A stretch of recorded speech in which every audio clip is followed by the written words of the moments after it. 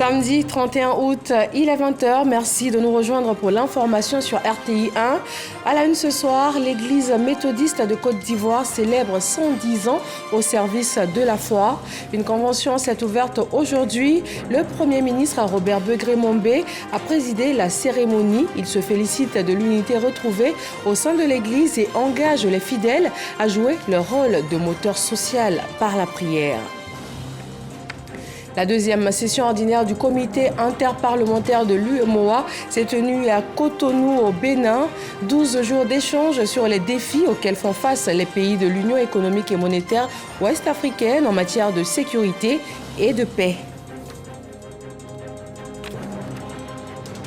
Pour un programme d'action climatique transformateur à long terme en Côte d'Ivoire, les acteurs et les experts du domaine se mobilisent pour la recherche de fonds. Un projet a été mis en route avec le FIRCA, le Fonds interprofessionnel pour la recherche et le Conseil agricole, partenaire d'exécution du programme. Et puis sur le plan sanitaire, dans le nord-est de la République démocratique du Congo, 22 cas suspects de variole du singe ont été détectés dans la prison centrale de Kisangani. Dans cette province, on compte déjà 852 cas et 37 décès. Bonsoir à tous, bienvenue. Nous sommes samedi et on va aussi parler culture. Nous serons dans une trentaine de minutes avec Guillaume Yeboué. Il est auteur de l'œuvre « Comment acheter un terrain en Côte d'Ivoire sans se faire arnaquer ». Un guide pratique de 138 pages avec un titre très évocateur qui, j'en suis sûre, intéresse beaucoup. Bonsoir Monsieur Yeboué. Bonsoir. Merci d'être avec là. Nous vous retrouvons donc dans une trentaine de minutes. Merci. À tout à l'heure. L'église méthodiste de Côte d'Ivoire est unie et parle aujourd'hui d'une même voix. Les fidèles sont venus de partout pour la célébration des 110 ans de l'église méthodiste au service de la foi. Le Premier ministre Robert Begré-Mombé s'est dit heureux de cette unité retrouvée. Il exhorte d'ailleurs les fidèles à jouer leur rôle de moteur social par le biais de la prière. Adama Kéré et Franck Wadio. Trècheville, le temple du sport dédié le temps d'une convention au temple de l'unité retrouvé au sein de l'église méthodiste de Côte d'Ivoire, fini le temps des remous, place à la cohésion et à la mobilisation des chrétiens pour ces 110 ans de célébration.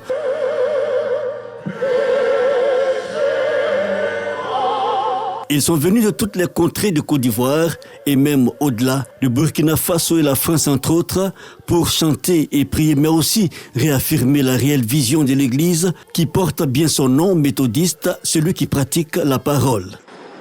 Dieu, qui est le Dieu de la réconciliation, le Dieu de l'unité, a mis tout en œuvre pour que nous puissions nous retrouver en ce jour béni avec nos frères, avec nos sœurs. Il est bon que nous puissions nous retrouver pour continuer l'œuvre à laquelle Dieu nous a confiée. C'est une œuvre magnifique d'évangélisation. Nous avons besoin d'être ensemble pour aller faire ce travail. Et c'est pour ça que nous sommes ici. Cette convention est donc l'expression de ce vent nouveau, comme l'a rappelé le président de l'église méthodiste de Côte d'Ivoire, le révérend Benjamin Boni, qui a salué la présence du Premier ministre Robert Begré-Mombé, qui au nom du président de la République Alassane Ouattara a fait un don de 10 millions de francs CFA. Point d'orgue, la distinction de pionnier de l'action méthodiste, au nombre desquels le chef du gouvernement. Ce qui nous a aussi réjoui, c'est qu'au cours de cette célébration fraternelle et très engagée, l'Église a prié pour la nation ivoirienne, pour tous les Ivoiriens, les présidents, les vice-présidents, tous les membres du gouvernement, les hommes politiques, de sorte à ce que dans ce pays, la fraternité préside à tout ce que nous faisons dans la perspective d'une paix durable. Nous nous sommes réjouis aussi de ce que l'Église a retrouvé toute son unité. L'unité est une richesse qu'il faut préserver à tous les instants. Nous sommes heureux d'avoir participé à cette cérémonie et nous remercions le président pour le don important qu'il a fait à l'Église. La convention de l'église méthodiste cette année 2024 s'effectue dans un contexte particulier. Le retour à la maison de plusieurs responsables et de leurs membres dissidents, mais aussi le retrait de l'église de Côte d'Ivoire de la conférence générale méthodiste des États-Unis, conséquence de l'opinion tolérante de cette dernière envers la pratique de l'homosexualité. La journée de l'information et de la réclamation du ministère de la Construction, du Logement et de l'Urbanisme ont permis aux populations de s'informer, de se renseigner, de clarifier leurs préoccupations. Les questions les plus récurrentes ont porté sur l'agrément, le contrat de bail, les nouvelles réformes et surtout l'attestation de droit d'usage, pas encore entrée complètement dans les habitudes. Dangui. Kassoum arrive au pied de la tour A à la cité administrative au plateau ce dernier jour des journées d'information et de réclamation du ministère de la Construction, du Logement et de l'Urbanisme pour mieux s'informer sur les nouvelles réformes.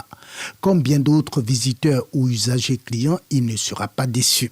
Quand on vient prendre des renseignements à la source, on ne peut qu'être satisfait parce que dehors on entend beaucoup de choses, les démarches ne coïncident pas toujours. Et donc, quand on est à la source pour s'informer, on ressort de là avec des informations officielles et partant, on ne peut qu'être satisfait. C'était important de quand même venir écouter ce qu'on a à nous dire, poser des questions notamment, vu qu'il y a quand même pas mal de stands. À l'issue des réclamations, des échanges, du panel suivi des questions-réponses, il ressort que la lettre d'attribution est au cœur de la plupart des préoccupations soulevées par les usagers clients. D'où ces conseils des experts du ministère. Un terrain, ça ne s'achète pas comme des beignets au marché. Il faut forcément faire un état domanial. Et l'état domanial, la demande se fait au ministère de la Construction. C'est ici que nous, on vous dit, est-ce que ce terrain-là, il est dans un lotissement approuvé? Est-ce que ce terrain-là, il n'est pas dans un équipement? C'est-à-dire que ce n'est pas dans une réserve administrative, etc., etc.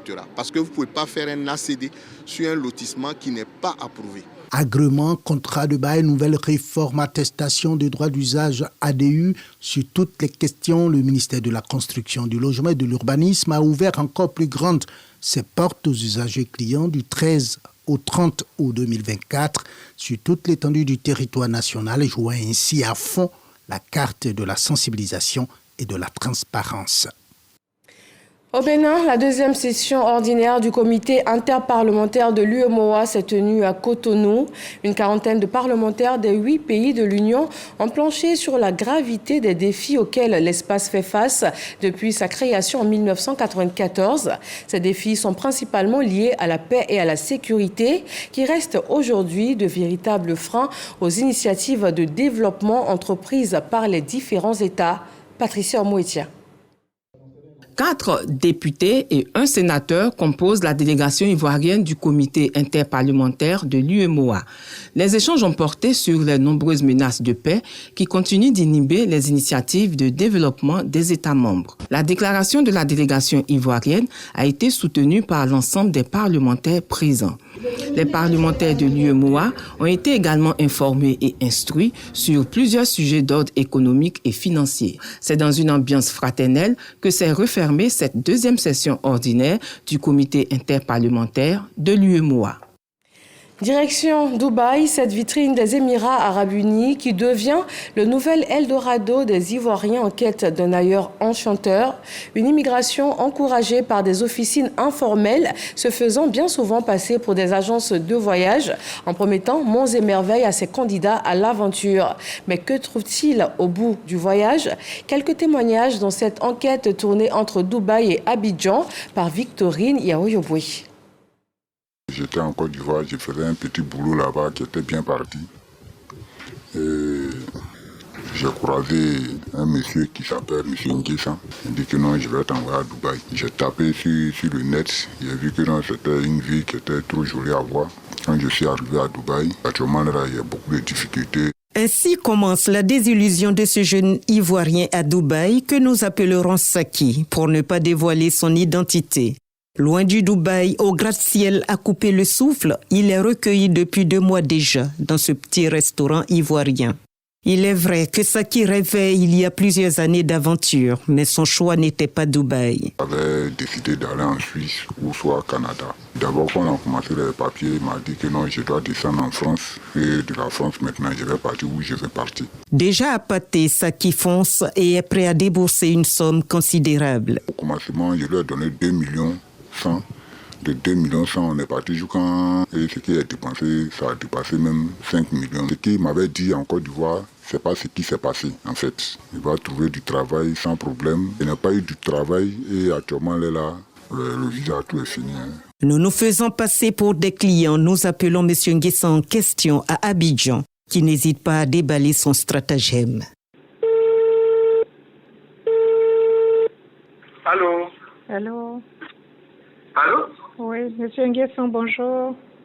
Oui, bonjour. J'ai mon neveu qui veut voyager. Vous avez la possibilité de nous aider. Moi, j'ai une agence de voyage. Nous sommes à la Riviera 2. Oui. Mais on s'en va à Dubaï. Oui. Et voilà, on gère les papiers, tout ce qu'il faut que la personne passe. Moi, j'ai dit que envoyer les gens même à Dubaï, je ne vais plus envoyer. Vous voyez, tu envoies d'autres, ça va chez eux, ils ne sont pas reconnaissants, ils ne te payent pas. Quand nous, on veut le faire, on prend 2 millions. 2 millions, c'est le visa, le billet d'avion, l'hébergement, 1 mois, et que la commission de travail. Le boulot, là, il dit, il ne fait plus. Maintenant, on va avoir des gens qui vont chercher des financements pour leur projet. Il y a un groupe qui part aujourd'hui. Agence de voyage fictive ou structure légalement constituée qui pousse des Ivoiriens à l'immigration irrégulière. L'Association des professionnels du voyage de Côte d'Ivoire réagit. Nous pouvons détecter ces genres de personnes qui font ces genres d'activités. Mais pour pouvoir les signaler, il faut une collaboration, une parfaite collaboration avec les autorités de tutelle et nous.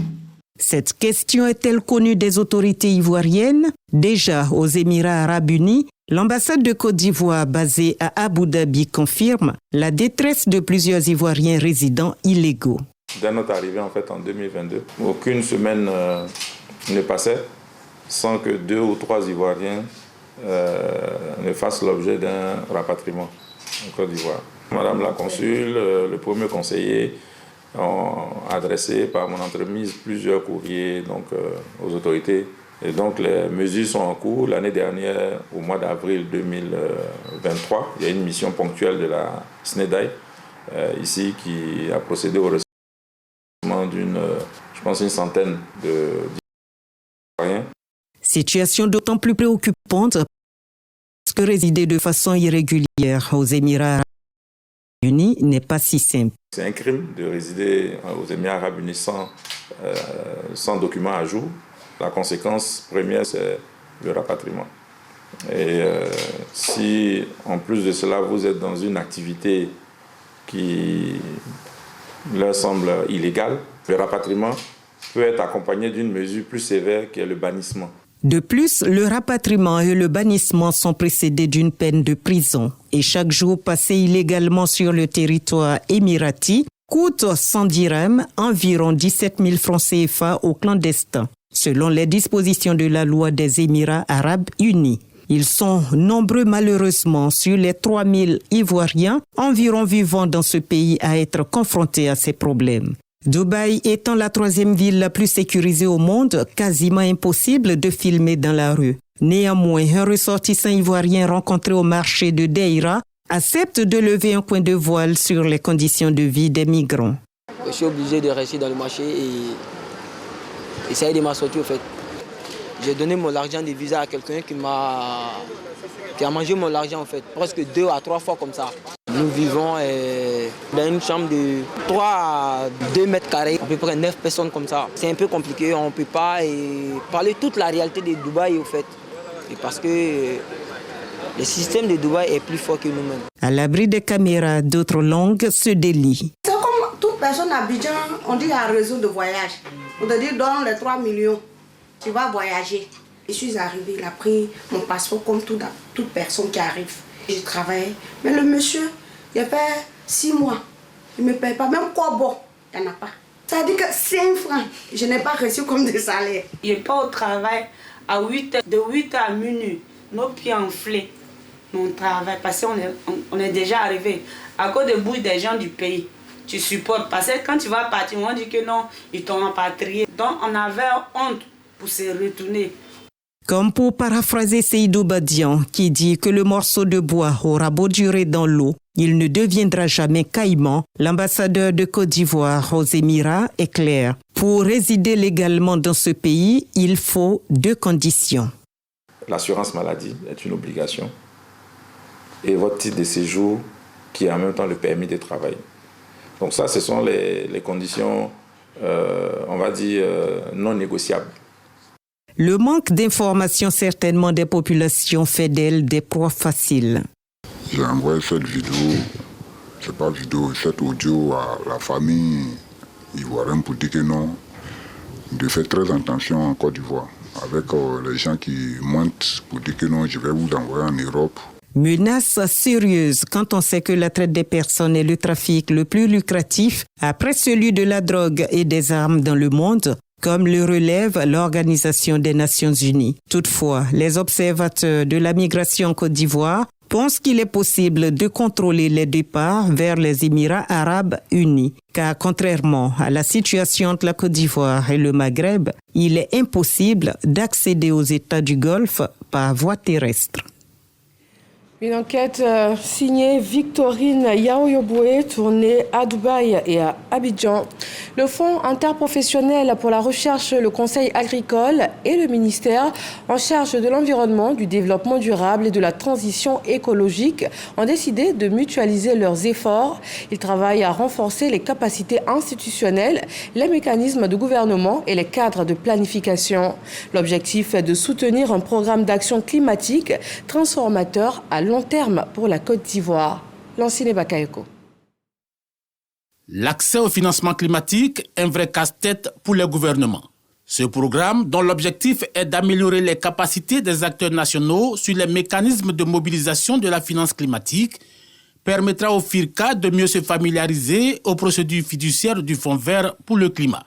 Un positionnement qui devrait également renforcer sa crédibilité vis-à-vis des partenaires techniques et financiers du secteur.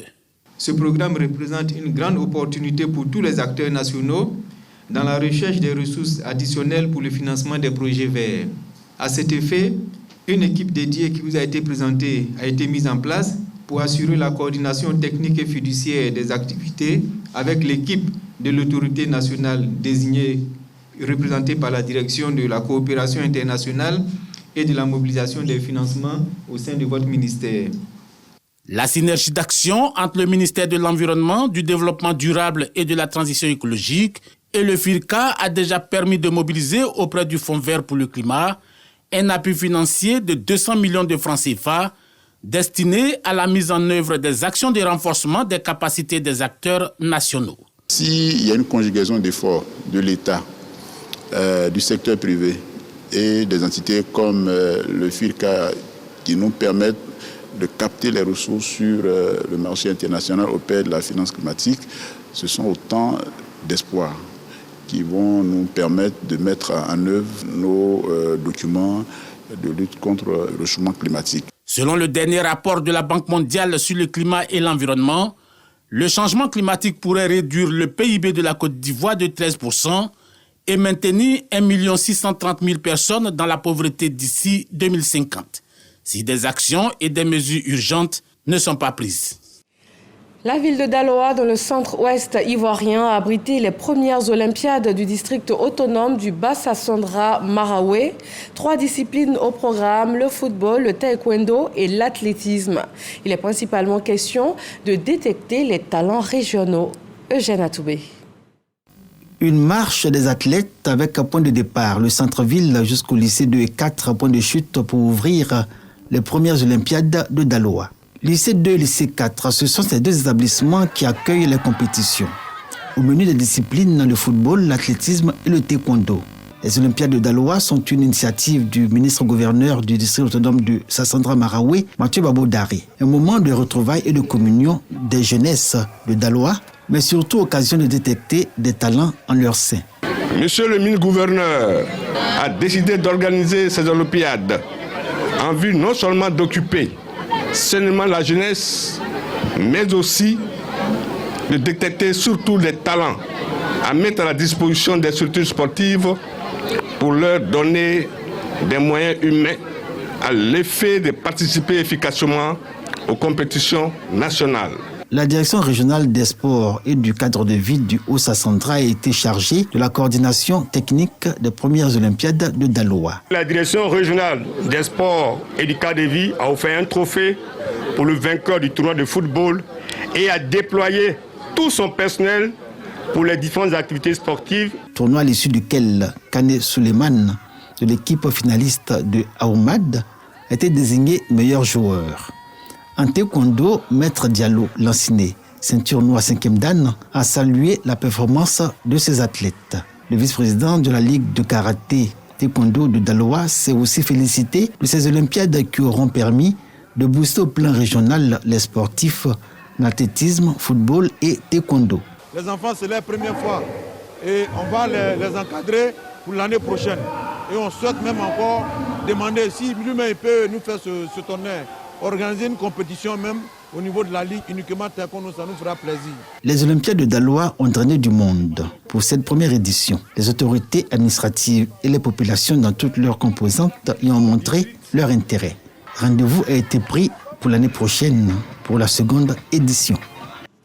Dans l'actualité internationale, en République démocratique du Congo, 22 cas suspects de la variole du singe ont été détectés dans la prison centrale de Kisangani, dans le nord-est du pays. L'équipe de prévention et de contrôle des infections du ministère de la Santé dans la province compte déjà 852 cas et 37 décès, alors que cette prison centrale est connue pour sa surpopulation. En sport, Jeux paralympiques, le Français Antoine Pro a remporté la médaille de bronze du 1500 mètres T46 au Stade de France à Saint-Denis. C'est la première du para-athlétisme tricolore à ces Jeux paralympiques. Il a franchi la ligne en 3 minutes 51 secondes 37 septièmes, réalisant son record personnel. Il est 20h22, vous êtes dans le journal de RTI 1 et nous ouvrons maintenant la page culture.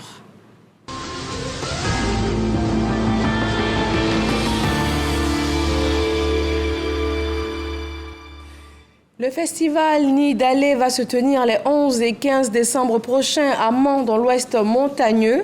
Cette 7e édition sera axée sur la culture et l'intégration, avec en vedette les arts et la culture dans le village de Kiélé a abrité la cérémonie de lancement départemental du festival.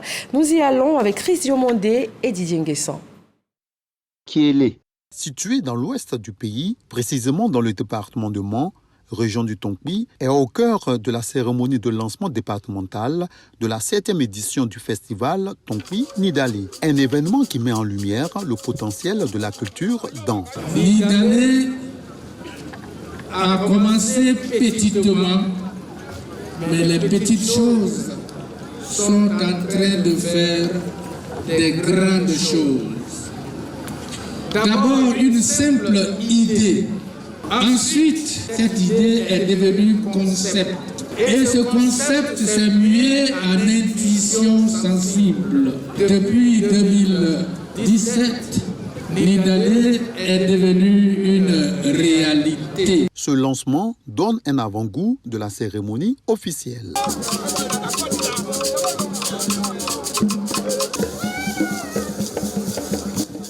Pour les cadres de la région, ce festival Nid d'Allée est un canal pour la promotion de l'identité dans. L'intégration, c'est aussi que le village de Kiélé en particulier a accueilli beaucoup de populations de notre pays, parce que quand vous allez dans les forêts que vous voyez là, il y a plein de bâtiments, il y a plein d'habitations qui sont été faites par nos frères des autres régions de Côte d'Ivoire. Nous voulons que ce Nid d'Allée soit une grande fête de rassemblement, de cohésion et de célébration de ce que la Côte d'Ivoire est un pays d'hospitalité et d'intégration. Cette cérémonie de lancement est bien évidemment l'occasion d'évoquer la promotion de la culture dans. Mais en disant la promotion de la culture dans, c'est la promotion du modèle de notre peuple auquel nous appartenons tous. Mais au-delà de cette symbolique, je voudrais simplement faire remarquer l'union qui s'observe à travers ce grand regroupement que Kiélé a l'honneur d'abriter aujourd'hui. Le festival Nid d'Allée aura lieu du 11 au 15 décembre 2024 à Mans autour du thème Culture et intégration. L'invité de cette année est le peuple du Sud, Komoé. Sur la scène musicale, 2 voix féminines ivoiriennes présentent leurs nouvelles sorties respectives. Aïcha Traoré, artiste mandingue, et Soukaina Kone, fille du célèbre Alpha Blondy. Elle a interprété 2 chansons cultes de son père, histoire d'annoncer les nouvelles couleurs d'une orientation de sa carrière musicale. Serge Pacom Didi et Franck Quadio. Si auparavant elle a eu des choses à reprocher à son géniteur, la musique aurait été le point d'expression d'un dialogue saisissant. CB Alain et Ilmi, de la méga star du reggae Alpha Blondy, repris magistralement par la chanteuse Soukaina, sa fille.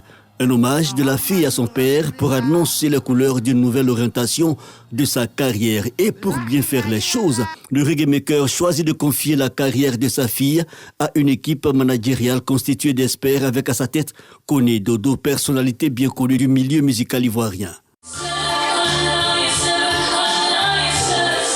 Il s'agit de 2 singles reggae qui sont des reprises de mon papa. Par instinct, par amour, par nécessité. Il y a la belle histoire avec Soukaina, mais aussi une autre tout aussi saisissante avec Aïcha Traoré, chanteuse au feeling plus tradit moderne mandingue. J'ai chanté Dian Faso et j'ai chanté Aïcha. Ça parle du monde et ça parle de la trahison. La soul, la fozouk et l'inspiration traditionnelle. 2 artistes, 2 univers différents qui au final se rejoignent. C'est encore 2 nouvelles étoiles qui apparaissent dans l'univers musical ivoirien. C'est des artistes sur qui on peut compter. Très humblement, on va tenter de structurer un peu mieux encore tout ce qui se passe sur le digital, parce qu'aujourd'hui je pense que c'est un pont vers leur public potentiel à l'extérieur, mais aussi ici. 2 artistes de talent. Nous espérons que d'ici 2 ans, elles seront le firmament de la musique ivoirienne et pourquoi pas de la musique africaine. Nous y travaillons. Talent, assurance et professionnalisme, des atouts dont se prévalent Soukaina et Aïcha Traoré, 2 étoiles qui entendent s'inscrire dans la durée dans l'univers musical ivoirien. Dans l'univers littéraire, L'Empire du roi Ego, c'est un ouvrage de foi Ernest Saint-Sauveur. Il parle de l'identité humaine, des conflits entre les hommes. Olivier Kraz et Godefroy Kambawa pour la cérémonie de dédicace de l'œuvre. L'Empire du roi Ego. L'œuvre aborde l'épineuse question de l'égalité des sexes. 264 pages à travers lesquelles l'auteur apporte sa contribution pour faire taire le débat sur le conflit entre l'homme et la femme. Quand on lit bien ce que je dis dans l'Empire du roi Ego, on se rend compte de l'inanité d'un tel combat entre... Pour moi, il n'y a pas de combat entre hommes et femmes, ni entre hommes de façon générique ou entre femmes de façon générique. Il y a une démarche d'intelligence et de complémentarité qu'il faut observer pour vivre cette vie qui nous est offerte comme une participation au mystère. La démarche méthodologique de l'auteur gagne l'attention de ses lecteurs. Selon eux, l'ouvrage vient contribuer au renforcement de leur niveau de compréhension sur la thèse développée dans ce recueil. Quand on parle d'ego, en réalité, c'est l'égocentrique, c'est tout ce qui est négatif. Mais qu'est-ce qui vient appeler ici le roi Ego? J'ai voulu bien découvrir ce que c'est et qu'est-ce que c'est que l'empire en réalité du roi Ego. Alors c'est vrai qu'il a un style qui est assez particulier, justement, qui amène à la réflexion et qui amène à se poser beaucoup de questions. On va dire que c'est des œuvres un petit peu philosophiques. Et donc comme c'est des sujets qui m'intéressent, en fait, j'ai eu envie de découvrir pour pouvoir un peu m'imprégner de sa pensée. Président honoraire de l'Association des écrivains de Côte d'Ivoire, Ernest Foy est à sa 12e production littéraire. Après ses écrits comme Grilleur d'arachide, Les matins orphelins, Dieu n'est pas notre parent, qui font de lui un modèle aux yeux de ses lecteurs qui ont dédié un espace virtuel dénommé le cercle des lecteurs et amis de foi. Comment acheter un terrain en Côte d'Ivoire sans se faire arnaquer? C'est le titre de l'œuvre de 138 pages de Guillaume Yeboué. L'homme est expert en foncier et immobilier ivoirien. Il est membre de la Chambre nationale des experts immobiliers diplômés et il définit son ouvrage comme un guide pratique pour devenir réellement propriétaire. Il est avec nous pour l'entretien de la page culture ce soir. Rebonsoir, monsieur Yeboué. Bonsoir, madame. Alors, la question principale de l'œuvre, on va vous la poser directement. Comment donc acheter un terrain en Côte d'Ivoire sans se faire arnaquer? Ce que j'aimerais dire, c'est déjà donc d'acheter le livre, de le lire et de le mettre en pratique. Voilà, en fait, ce livre, c'est plus de 10 années d'expérience, d'expertise, mais également des histoires vécues réelles, des noms de personnes que j'ai accompagnées qui se sont fait arnaquer. Dans ce livre, on a essayé de manière très simple et très pratique de réunir et de regrouper, vraiment comme on le dit, un guide pratique pour vous permettre donc de devenir propriétaire. Je prends un exemple très concret. On vous propose aujourd'hui un terrain à Bingerville. Quelqu'un vous dit, il a, comme on aime dire, il a loti 100 hectares. On voit des bornes, on voit même des poteaux électriques. On nous donne même une attestation villageoise signée par un chef du village. La première des choses à demander, c'est est-ce que le lotissement est approuvé? Si le lotissement est approuvé, c'est une bonne chose, mais il y a des vérifications supplémentaires à faire. Si le lotissement n'est pas approuvé et que vous voulez aller dans cette voie, c'est ce qu'on va appeler les préfinancements. Et là, c'est là où il y a le maximum de problèmes, où il y a des terrains qui appartiennent à une ou deux personnes. Et c'est tous ces éléments-là que nous relatons donc dans ce livre. Et vous parlez de 4 points principaux, 4 points clés. Le premier, c'est identifier et éviter les pièges courants. J'imagine que ce que vous venez d'identifier, ça fait partie de cela. Mais quels sont ces pièges que vous qualifiez de plus courants? Exactement. En fait, comme j'aime à dire, on n'achète pas un terrain comme on achète une baguette de pain. En fait, il faut savoir que le plus important donc, en termes de foncier, c'est la documentation. Quelle est la documentation qui est sur la parcelle qu'on veut vous vendre? Et effectivement, au-delà de la documentation, il y a ce qu'on appelle le transfert de propriété. Est-ce que quand vous allez acheter donc, la parcelle, donc si j'achète avec vous, Mme Fofana, est-ce que je pourrais justement faire le transfert de propriété pour que moi-même je devienne propriétaire? Et il est important de comprendre que quand on manque à ce mécanisme-là, c'est là que c'est la porte ouverte un peu à tout et n'importe quoi. Et un autre point clé, comment assurer la sécurité et la rentabilité de votre investissement? Donc, la sécurité, comme je l'ai dit, c'est vraiment par rapport à la documentation. C'est vraiment la documentation qui est la base clé. La documentation, si par exemple vous achetez un terrain avec un ACD, il est obligatoire de passer par un notaire. Si vous achetez un terrain, donc, comme je l'ai dit, villageois, il faut forcément que ce soit dans ce qu'on appelle un lotissement approuvé pour que le ministère puisse faire la démarche pour que vous puissiez donc avoir votre ACD. ACD qui signifie arrêté de concession définitive, qui veut dire que vous êtes en pleine propriété. Maintenant, par rapport donc, à rentabiliser son investissement, au retour sur investissement, il faut comprendre que l'immobilier, le foncier surtout, est très intéressant, surtout dans notre pays. Je ne parle pas de Abidjan seulement, je parle de la Côte d'Ivoire. Parce qu'on a la chance d'être dans un pays qui se développe très rapidement. Et on a des zones, c'est vrai, Abidjan, mais on a des zones comme Korogo, on a des zones comme Yamsokro, on a la voie Abidjan jusqu'à San Pedro, on a Boaké. Donc, tous ces éléments-là permettent donc de pouvoir investir donc, dans le foncier. Et il faut comprendre que c'est un investissement sur le moyen et long terme. Donc, il faut compter un peu entre 3 et 5 ans. On entend souvent des histoires de personnes qui disent « mais j'ai acheté un terrain à 3 millions et je l'ai revendu à 300 millions ». C'est des histoires vraies, réelles, que moi-même j'ai déjà vendu ce genre de terrain. Vous allez voir que c'est une question de temps. Ouais. Souvent, j'ai acheté ça il y a 20 ans. Il faut savoir que si vous achetez aujourd'hui un terrain, il faut compter entre 3 et 5 ans pour avoir au moins soit doublé ou triplé la valeur. Donc, c'est une histoire de tout. Autre chose aussi que j'aimerais dire, j'aimerais casser un peu une légende. Souvent, dans notre milieu, on aime dire que terrain n'est jamais loin. Non, en fait, ce n'est pas que terrain n'est jamais loin, c'est que quels sont les projets qui sont en cours dans la zone qui font favoriser donc, le développement donc, de la zone. Par exemple, il y a 3 ou 4 ans, on vendait donc, des terrains donc, dans la zone de Songo, mais parce qu'il y avait donc l'axe, comme je disais, Abidjan-Dabou, San Pedro qui allait se développer, il y avait la Y4 aussi qui allait se développer, qui allait permettre en fait de pouvoir que cette zone donc, où on vendait à 3 millions aujourd'hui, on se retrouve entre 9 et 10 millions. Vous voyez que ça reste quand même très intéressant. Si vous allez acheter un terrain qui est loin, mais il restera loin.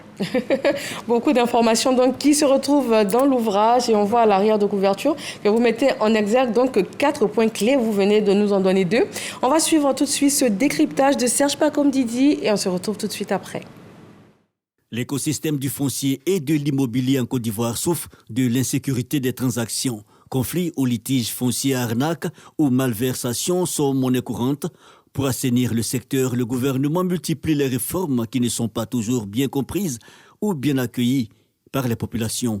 Autant dire que comment acheter un terrain en Côte d'Ivoire sans se faire arnaquer, un ouvrage signé Guillaume Yeboué arrive à point nommé. Simple de lecture et pratique, l'ouvrage de cet expert en foncier et immobilier de Côte d'Ivoire veut aider les populations à identifier et prévenir l'arnaque, mais surtout bien comprendre les procédures administratives et légales.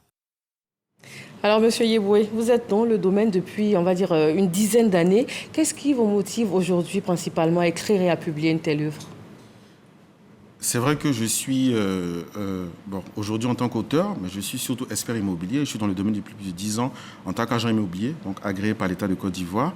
Et on faisait beaucoup de sensibilisation donc, sur les réseaux sociaux parce qu'en son temps, il n'y avait pas de...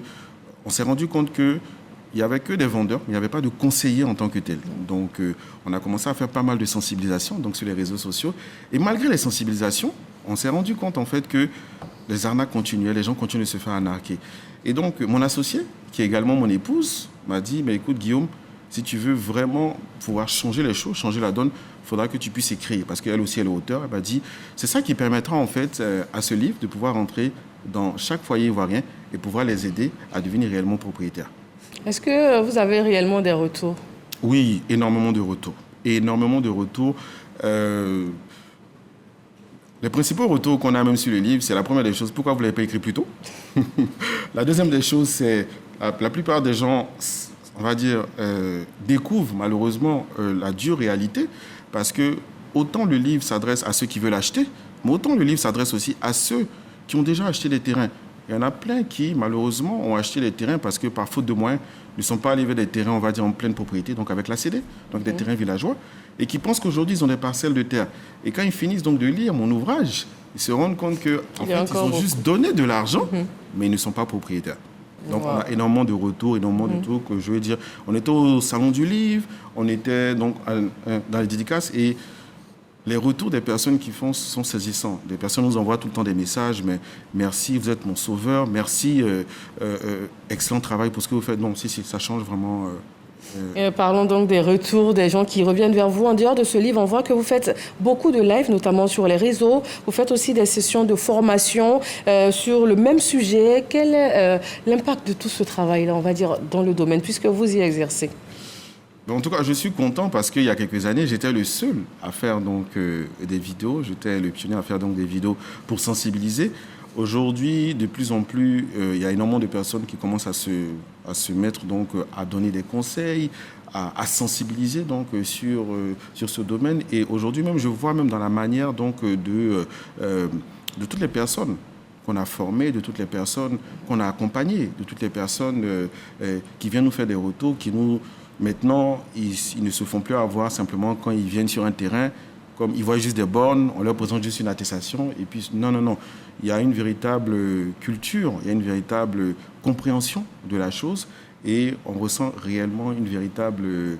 En tout cas, c'est véritablement une joie pour nous de voir que réellement on est en train de faire bouger les choses. Voilà. D'accord. Comme vous l'avez dit, on ne va pas tout dire, hein. On va lire le livre, mais une dernière question avant de vous laisser partir. Alors, vous parlez d'innovation, vous parlez de l'avenir du foncier, notamment à la page 113. Et un tel chapitre ne peut pas s'écrire sans évoquer le système intégré de gestion du foncier urbain ou encore l'institution de l'attestation du droit d'usage coutumier. Et en Conseil des ministres le 24 mai dernier, donc il n'y a pas très longtemps, le sujet a fait couler beaucoup d'encre et de salive. Ces deux grandes réformes, selon votre expérience, est-ce que c'est la solution à ces nombreux dysfonctionnements qui ont été constatés dans le domaine? Déjà, dans un premier abord, j'aimerais remercier donc, le ministre donc, de la Construction, M. Bruno Koné, qui nous a félicités publiquement et qui nous a reçus à son cabinet. Il nous a félicité publiquement lors donc, du lancement, le 1er juillet, pour le lancement de l'attestation de droit d'usage. Et j'aimerais remercier aussi M. Kaladi, donc, qui est le DG de la SONAPI, qui a permis donc, cette rencontre. Et lors de ma rencontre donc, avec le ministre, je lui ai dit, mais ces solutions que je vois sur le papier, en tout cas, sont d'excellentes solutions. Mais je me demande si on pourra aller au bout de ce processus. Et ce que j'entends du ministre qui me disait que, il a payé le prix et il est déterminé à aller jusqu'au bout. C'est compréhensible que ça fasse grincer les dents et qu'il y ait un changement. Mais les Ivoiriens et la population doivent comprendre que on va dire, le SIGFU, Système intégré de gestion de foncier urbain, dont est issue l'ADU, l'attestation de droit d'usage, qui est qu'une petite partie, parce qu'il y a pas mal d'innovations dedans, en fait, va rendre transparent, rapide, accessible et va éviter énormément d'arnaques de part et d'autre. Donc, c'est compréhensible que dès qu'il y a un changement, il y a beaucoup de grincements dedans, mais il est important qu'on puisse faire confiance et aller, je pense que d'ici 2-3 ans, on parlera de l'arnaque de moins en moins. De moins en moins. Alors, on voit cela comme une note positive pour terminer. Merci à vous, monsieur Yeboué Guillaume, d'avoir répondu à nos questions sur comment acheter un terrain en Côte d'Ivoire sans se faire arnaquer, qui est donc le titre de l'œuvre que vous venez de publier. Merci à vous tous de nous avoir suivis. Agréable fin de soirée et à demain, 18h et 20h sur RTI 1.